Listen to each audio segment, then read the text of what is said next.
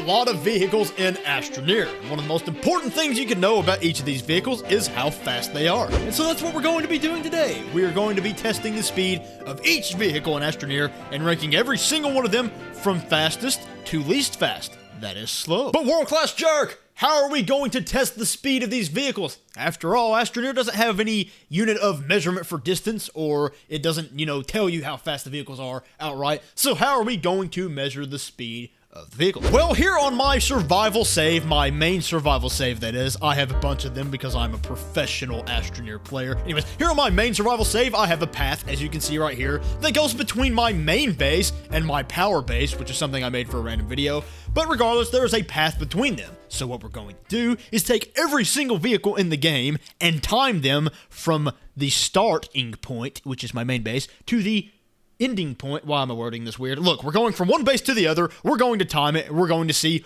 which vehicle does it the fastest. So getting started here, we're actually going to be doing sprinting first. And the reason we're going to be doing sprinting first is obviously so you can see the difference between, just running somewhere and using certain vehicles, because honestly, you might be surprised as to which ones are, maybe not even as fast as sprinting. Ooh, I don't want to spoil anything. Anyways, we are also using sprinting though, because that is the measurement I want to use for the speed of these vehicles. Because it's not enough just to tell you, hey, these got from one base to another quicker than others. I want you to understand how fast they are. So what we're going to do is compare the speed of every vehicle to the speed of sprinting, and we're going to say, like if a vehicle is 2 times as fast as sprinting, then we'll give it, like 2s, because it's twice as fast as sprinting. See what I'm saying? It's a unit of measurement to measure the speed. We're going to compare it to sprinting so that you don't just know how long it took for it to get from one base to the other, but you know how fast it is compared to if you just ran somewhere, because math. The way I explained that is garbage, and it took longer than necessary because it was garbage.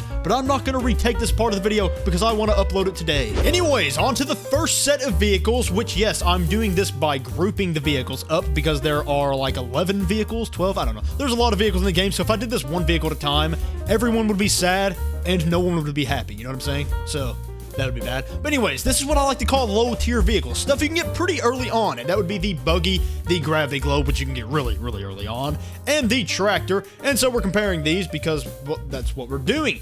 And, yeah, there's not much else to say about this. It's just the early game vehicles, and this is how fast they are. But one thing I will say that you need to keep in mind with these is that even if they are, some of them may not be a whole lot faster than sprinting, something to keep in mind here is that they give you oxygen, right? So even if it's not that much faster, it's still worth it to use these because you don't have to bring tethers, you don't have to use tethers, you don't have to deal with tethers at all. You can just vehicle up and go. Oh yes, and one more thing I want to say is you'll notice that the gravity globe barely beats the tractor, but I think they're actually the exact same speed, and that slight beating it is just because maybe I was like on the inside of the track just a little bit on my way to the base, or because the gravity globe actually goes a little bit faster downhill, whereas the tractor does not. But I think their base speed is probably the same, and yeah, that's it for these, I guess. There's not a lot to say about the low-tier vehicles. Next up is just the rovers, and I know that I just realized that I said there's not a whole lot to say about the low-tier vehicles, but there's probably even less to say about this because there's just 2 rovers in the game,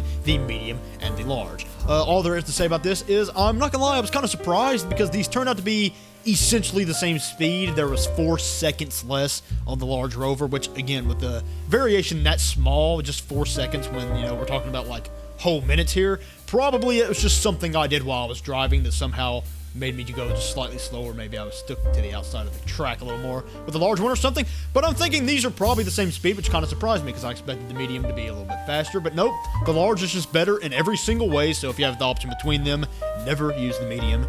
I never even unlocked the medium. I don't know if I've ever unlocked the medium, ever, because why would you? It sucks. Coming up next, though, is where things are starting to get a little bit more interesting because this is what I call high-tier vehicles, and again, there's just 2. That would be the hoverboard and the VTOL. And, there's an obvious difference here. The VTOL can fly, and the hoverboard cannot. So it's a little unnatural that I'm making the VTOL take a path, but I have to make it take the same path as everything else for the sake of testing just its speed.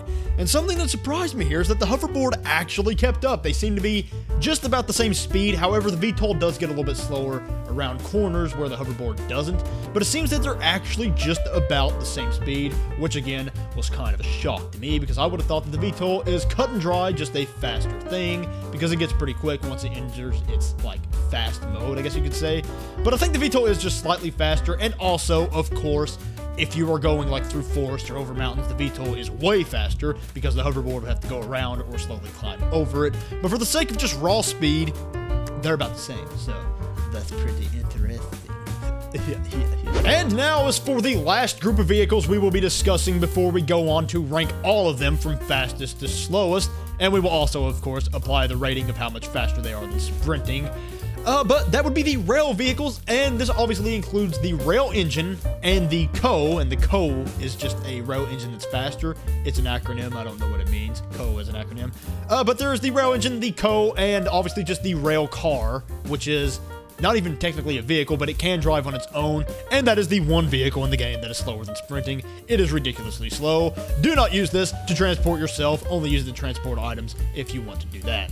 But obviously it comes down to the rail engine and the CO, and of course the CO is faster, but I was actually surprised as to how much faster it was. It was quite a bit faster, as you can see now, and so that's something to keep in mind. The CO is significantly faster than the rail engine, but obviously they're both significantly faster than just the rail car, so again, do not use the rail car to transport yourself, because you are better off running.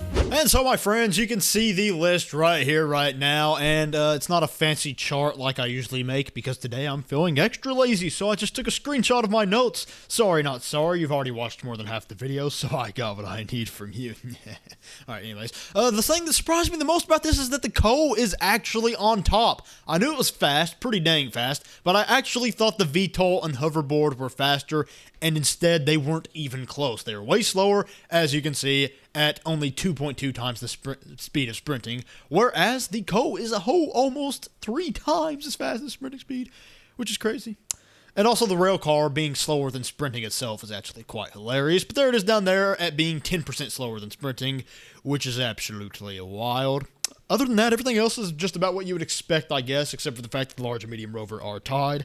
But also, something else I would like to mention is that the shuttles are actually way faster than the CO if you're going long distance. And I don't just mean other planets, because obviously that's the only thing you can use for that effectively. But, like, even if you're going on the same planet, if you have to go to, like, the other side, the shuttles cannot be beat. They are really fast for that as far as vehicles are concerned. That is the best way to get really long distances. But the CO is also ridiculously fast, and I actually didn't know it was this fast, so I might start using it more, because I didn't know it was good. But it's good. Well, I guess that's it. Yeah, I'm not even going to do an outro because,